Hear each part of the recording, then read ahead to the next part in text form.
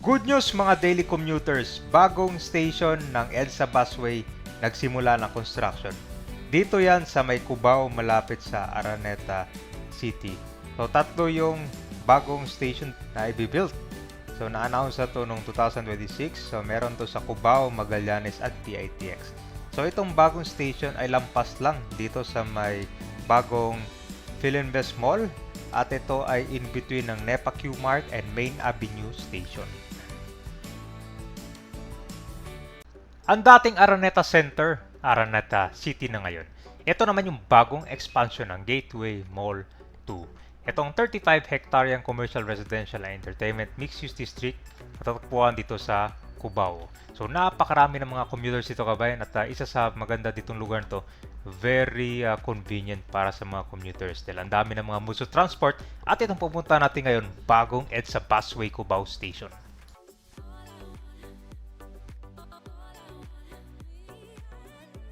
Yan. So, ko lang guys, pagkatawid natin dun sa footbridge, pakita ko sa inyo itong bagong EDSA Busway Station. I think first yata dito sa may EDSA, Cubao. So, kung maalala nyo ba, may ginagawa kasing Philinvest Mall dito. Wala yung pagkalampas ng EDSA. Maganda rin para kung dito gagawin yung dito guys, itong EDSA Busway. Medyo traffic na kasi dito eh. Dito medyo ako na congested. Maganda to, pagkalampas ng Aurora Boulevard. Dami din kasing dito, mga commuters ha.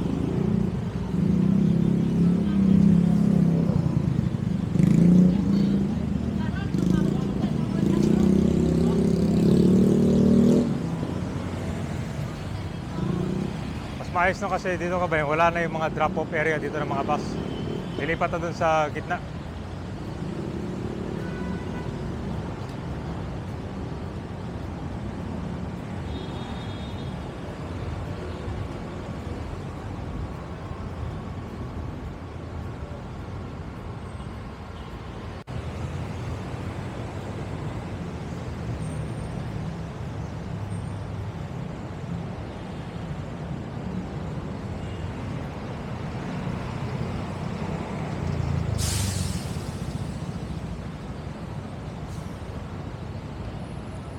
Bagong pintura na rin yung underpass yan eh, di ba? Dito guys, may ginagawa na rin itong bagong building oh. I think mga konto ito, mga food. Puro pagkain yun dito dati eh. Ito. Uy, ayos na rin yung bubong dito oh.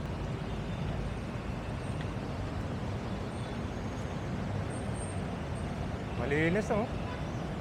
Ayan yung bagong mall guys oh. Philinvest Mall.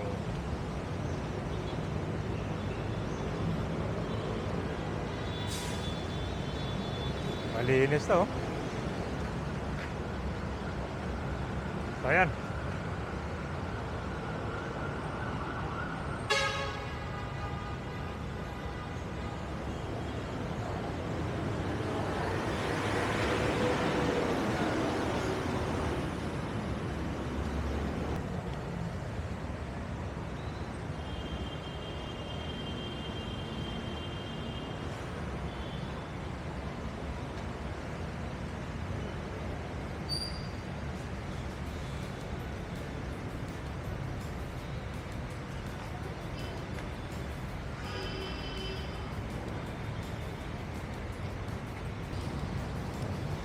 Ito guys, so yung bagong Philinvest. Bagong abangan na naman ito dito.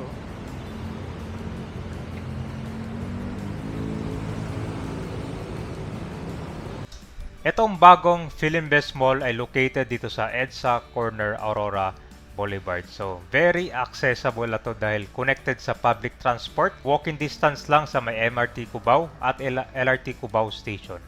At itong bagong EDSA Busway Cubao. Tingnan mo yung underpass yan, ang ganda ng bagong pintura. So ang mall na to will feature a supermarket, retail shop, at various food option na nagserve as a social and commercial hub for the surrounding community. So ito pala ay mahigit 22,000 square meter lifestyle center. So ito yung key component transit-oriented mixed-use development ng Philinvest. So simula dito, then nandun yung bagong ano sa EDSA Busway Station. So sana i-improve pa tong bangketa, no? Dati kasi ang dami mga vendor dito. Siguro pina-zero na. Dati kasi maglalakad ka dito, medyo masikip. At take note kabayan, itong bagong EDSA Busway Cubao Station. Malapit sa Busway Terminal. Yung mga biyahe papuntang north at sa iba't ibang lugar ng probinsya.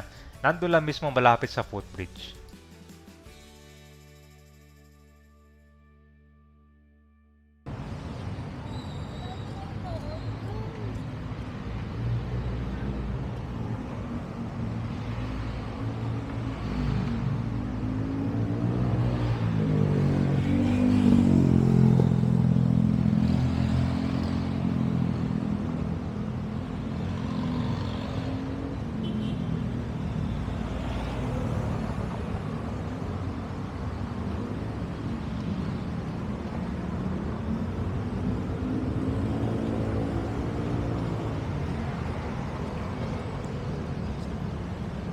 Alright guys, so nandito na tayo.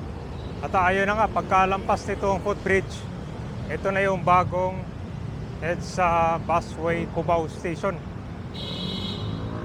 Ayan guys, so malapit sa akin pala itong super lines, oh. I think ito yung bus terminal eh. So maganda to para sa mga commuters, para at least pagkalabas nyo, alam mo, hindi rin hagdan dito. Siguro magkakaroon din yan ng elevator. Ayos, ayos. Malapit sa 5-star, oh. Ito yung mga biyahe papuntang kanto eh.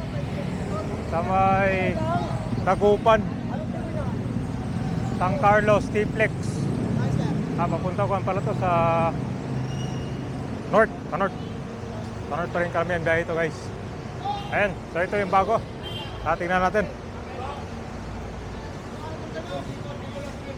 Good news to para sa mga araw-araw bumibiyahe na.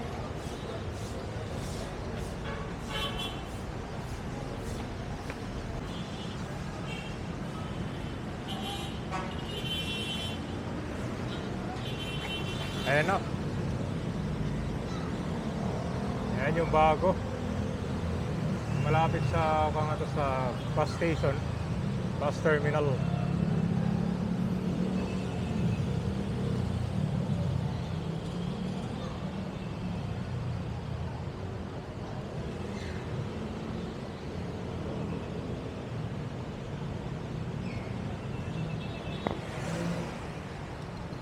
Mukhang malaki ditong gagawin nilang terminal, ah.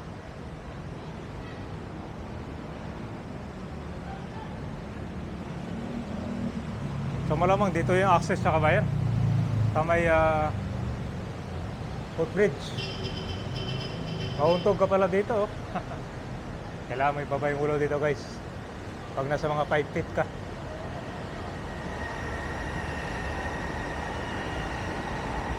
Ayan, oh. Confirm guys, ito na nga. At ito na yung inabangan natin. Maganda yung location. Tapos sa kabila naman Solid North Transport Hub. Ito biyaheng Pangasinan naman. Yan po yung Solid North. Ayan.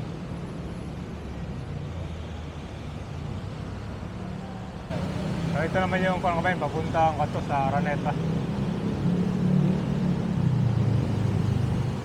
Hopefully kasi mo kasama dito. Walking distance na papuntang Aurora Boulevard. So kung dito kayo baba, medyo malayo to sa Araneta sa city.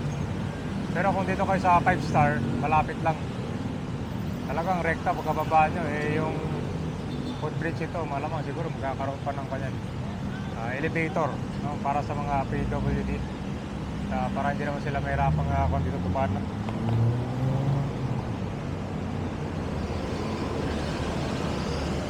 Ayan, good news.